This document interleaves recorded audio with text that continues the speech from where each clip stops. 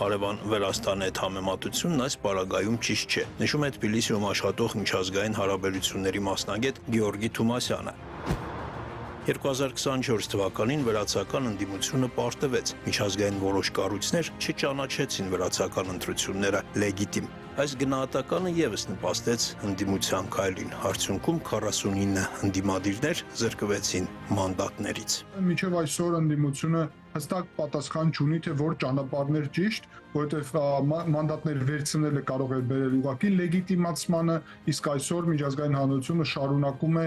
Վրաստանի իշխանությունները փաստացի որևէ շփում չունենալ, այդ թվում Եվրոպական միությունը, Միացյալ Նահանգները, Վրաստանը քննադատվում էր այդ ամբողջ շրջանում ընտրությունների եւ հետընտրական իր ժողովրդավարական ուղին, արևմտամետ արտաքին քաղաքական ուղին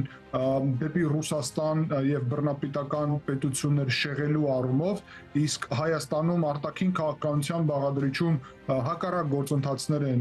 տեղի ունենում։ Այսինքն իրավիճակի ընդհանրություն չկար, միակ նմանությունը այն էր, որ երկու երկրներում էլ պարտվել էր ընդդիմությունը։ Միայն թե իշխանություն ընդդիմություն հարաբերակցությունը Հայաստանում եւ Վրաստանում քաղաքական ուղեգծի մասով ճիշտ հակառակ տրամաբանության մեջ է։ Եթե ընդդիմությունը Հայաստանում գիտենար, որ միջազգային հանրությունը չի ճանաչի ընտրությունները իրանց մուտք չգործելու դեպքում, ապա այո, դա կարող էր լուրջ գործիք դառնալ, բայց այս դեպքում, երբ միջազգային հանրությունը ճանաչում է ընտրությունների արդյունքները, ապա մուտք չգործելը փաստացի որևէ բան չէր փոխում Հայաստանի դեպքում։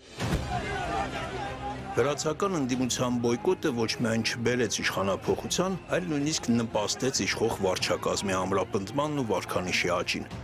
Ամեն դեպքում նկատենք, որ տարբեր քաղաքական հայացքներ ունեցող հայկական ու վրացական իշխանությունները պահում են բարձր հարաբերություններ։ Վրաստանի վարչապետը ընտրությունների ավարտից ընդամենը մի քանի ժամ հետո շնորհավորեց Հայաստանում իշխող կուսակցությանը, ոգևորվեց նաև վրացական ընդդիմությունը։ Ընդդիմությունը Վրաստանում ժողովրդավար եւ արևմտամետ համարում է, որ Հայաստանում ժողովրդավար եւ արևմտամետ քաղաքական դաշտի հաղթանակը այս ընտրություններին մոտեցնում է նաև Վրաստանում ժողովրդավարության վերականգնման եւ